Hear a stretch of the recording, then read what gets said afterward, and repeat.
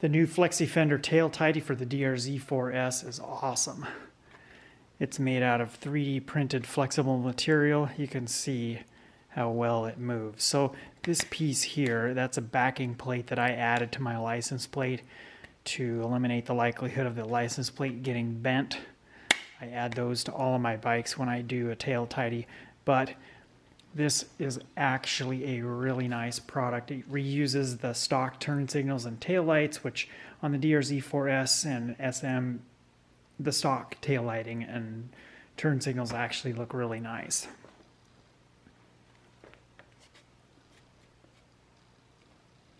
I can't imagine how somebody would break this unless you dropped your bike off a cliff, tail first.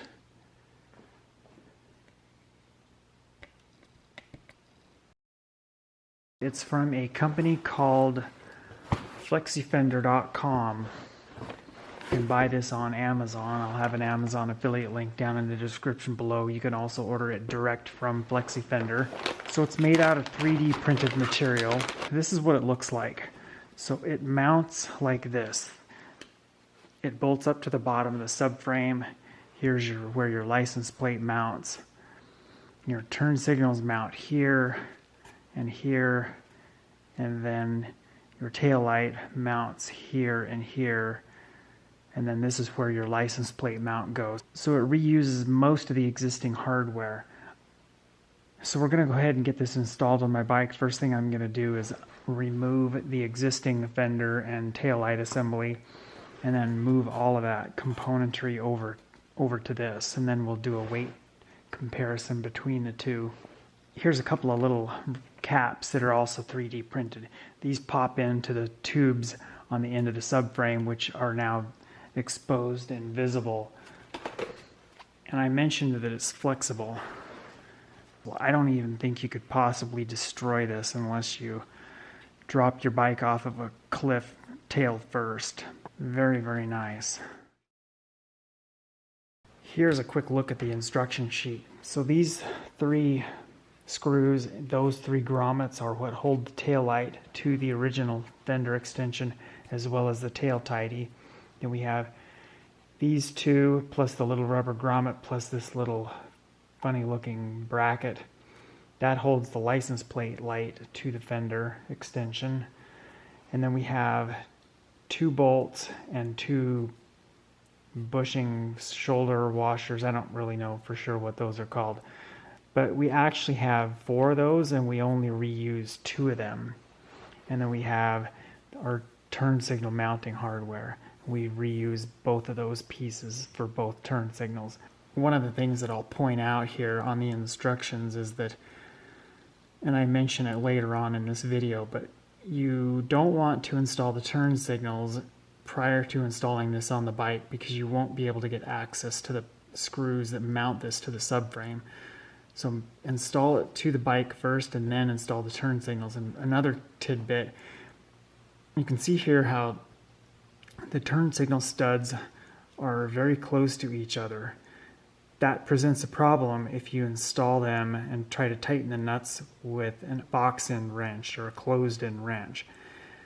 You can install the first one fine, but then if you start to install the second one and then tighten this up too much, then you end up not being able to get your wrench out between this gap. Ask me how I know. So basically what you'll probably want to do for sure is use an open-end wrench, at least on the second one. But then you really don't need to tighten the turn signals any more than where this metal sleeve slightly starts to protrude through the plastic body of the fender extension. It's a lot easier to describe the removal process of getting this off the bike once it's already off the bike. So it sits like this on the bike. There's 6 different screws that hold it to the bike. There's 4 that hold it to the subframe. We have 2 right here and then 2 right here. These 2 points bolt to a little plate at the very back of the subframe, and those same mounting points is what bolts the Flexi Fender to the subframe. Then we also have 2 right here. These bolt up to a little cross brace that's molded into your rear main fender. Then you have these little nut plates that slide over the top of the cross brace under the fender, and then these screws go up through like that. So once everything's unbolted, then there's also a zip tie. You can kind of flip the rear main fender up to clip that zip tie to get the wire harness off of here. You don't actually absolutely have to do that right at the point where you're removing the fender. You do also need to disconnect the main wiring harness somewhere under the seat. I found that it was easier just to pull the whole main wire harness for the tail light and fender off of the bike and then manipulate everything on a bench.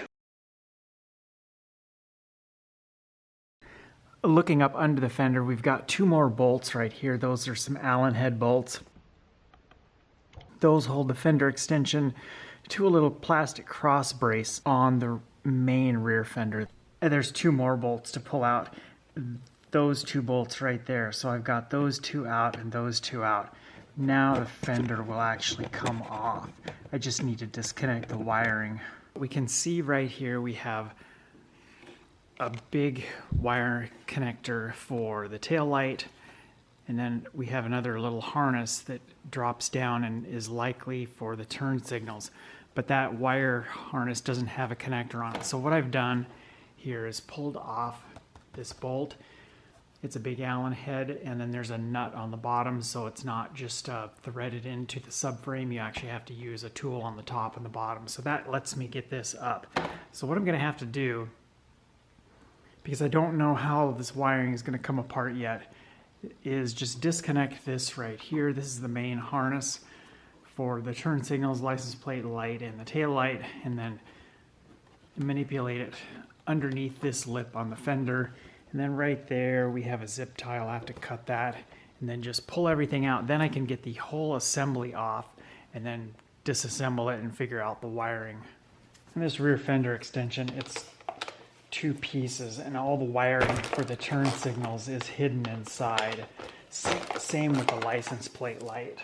The fender extension on my Tenere 700 was similar to this, how it was two pieces.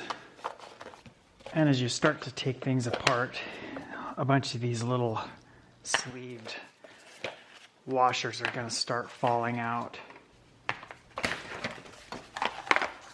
Okay, there, that fell off by its own basically. And then we can disconnect all of our wiring inside. We have everything is into one main harness, but each individual light has its own little connector on it. So red to red for one of the turn signals, the other turn signal is black, and then our license plate light is white. I've taken off these bolts, and then just make a note. Your turn signals, the right side is black, the left side is red. And I also need to pull off the license plate light up here, and still need to figure out, looks like we have a screw right here for the tail light.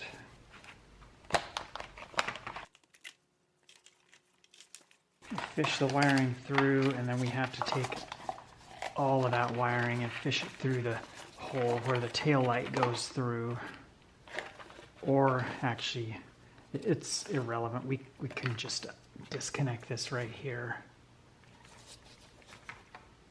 These connectors can be a little bit finicky. There we go, that's much easier.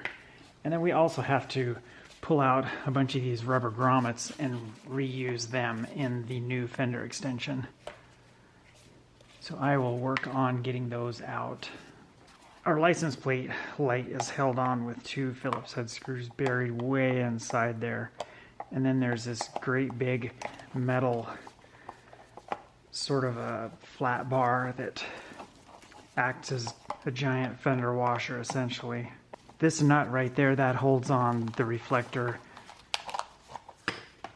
And then we also need to pull out this little rubber grommet right here.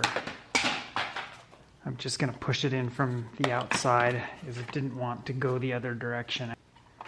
So we have our 3 taillight grommets. We're going to go ahead and pop those in. And then just check the back side to be sure that they fully seat in place. And neither of mine did. And this little piece here for the license plate light, that goes with the little rounded portion facing down. And this is a little bit trickier to get in. Okay, it looks like we're good to go. Then we'll start out by installing the license plate light. And the light sort of fits in and over that little rubber grommet. And we have a little bump up here on that rubber grommet, and then that notch fits into that. We get our 2 silver screws. When I reinstall screws into items that are plastic, where the screw threads into plastic, I run the screw backwards first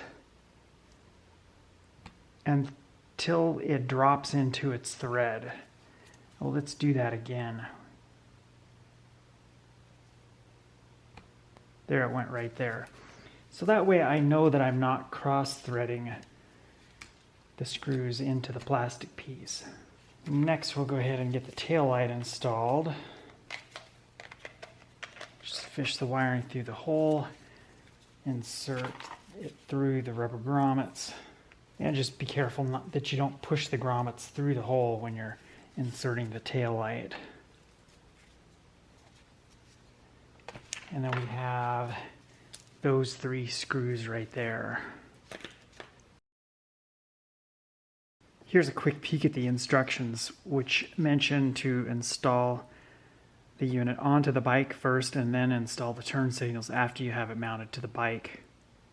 Looking at everything closer, I know why you have to install the turn signals after everything's mounted to the bike, because the turn signals would be right here and they would completely block access to the mounting bolts to get this on the bike. So install this first, then you can get the turn signals installed.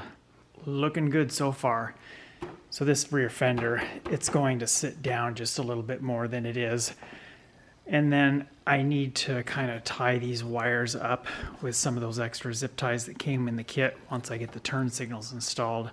What I'm going to do too is we have 4 threaded inserts down here. 2 of them were hidden up above the rear fender extension, and then the other 2, the forward 2, were what was used to hold the fender extension to the subframe. I'm going to wrap some tape around those 2 threaded inserts on each side. I think a better long-term solution, and it's something I'll do next time I go to a hardware store, is to find some little push pin style plugs to install into those holes. It's looking really good. It gives the bike just a little bit narrower profile at the back too, because the turn signals tuck in just a little bit tighter. So what I've done here is I've added 1 zip tie right there. So what I've done here underneath is added a zip tie right there that ties all the wiring together. And then earlier I had mentioned there's a little plastic cross member. You can see there's that hole. There's actually 2 screw holes and then another hole in the middle.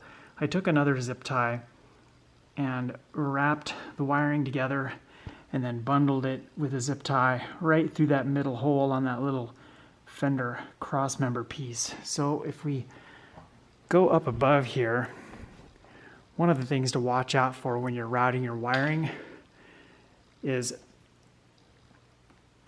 proximity to the bolt. So mine is pretty close, so I need to shift things around just a little bit so that my wiring isn't so close to that bolt. And probably eventually what I'll do is go to a hardware store and pick up bolts that are 10 millimeters shorter.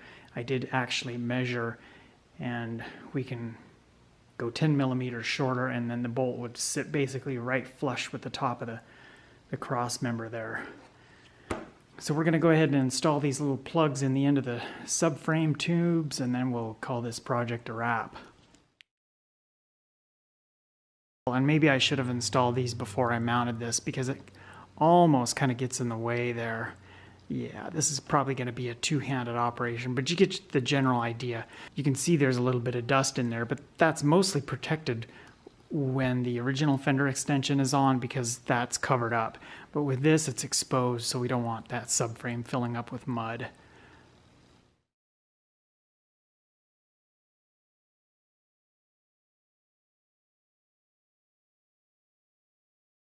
Here's a nice close-up view of that sealant in the turn signals.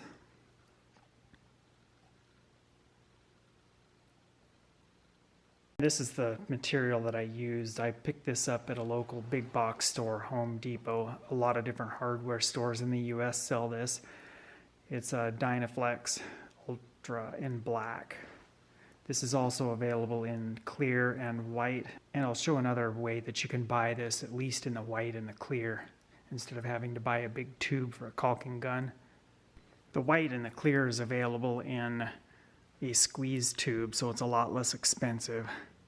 Clear would totally work for this project as well. White would look kind of obnoxious if you were to poke your head and look up under the fender, but it wouldn't be a showstopper.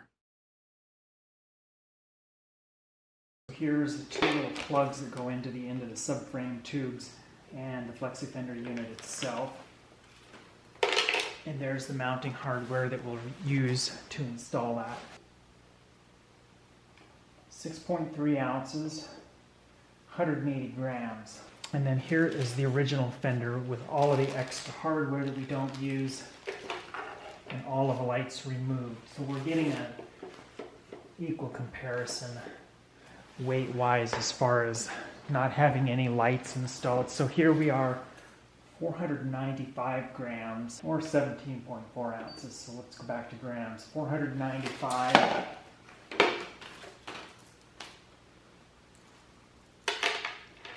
versus 180. So that's a pretty significant difference in weight. Overall, I'm really happy with how this turned out. You can see here that I do have the little plastic plugs installed in the end here. They're kind of hard to see with my strange lighting here in the garage, but there you can see that one. I need to finish tying up the wire back here. I've rearranged it and made a mess. Need to fix that, but very, very flexible. Like I mentioned earlier, this is a backing plate that I have for a license plate. I use these on any bike that I install a tail tidy on because there's not enough support back here behind the license plate to keep it from getting bent on any tail tidy I've ever run across. And what will happen over time is vibration and flexing of the license plate will cause it to fracture right there and right here. And many times I've seen people lose their license plates out on rallies or dual sport events. So I'll have a link down in the description below for a couple of different options for a backing plate, or you can just pick up a piece of ABS plastic and make your own, or make it out of aluminum.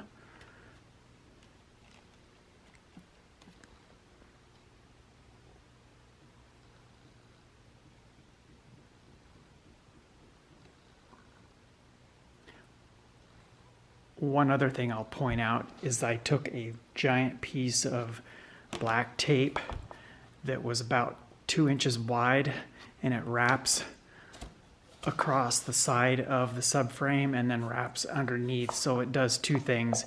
It gives it a little bit finished look so you don't see that silver subframe tube, and it also closes up these holes down there where those two threaded bosses are at. But like I mentioned somewhere else in this video, I will eventually get some little plastic plugs and install in those holes.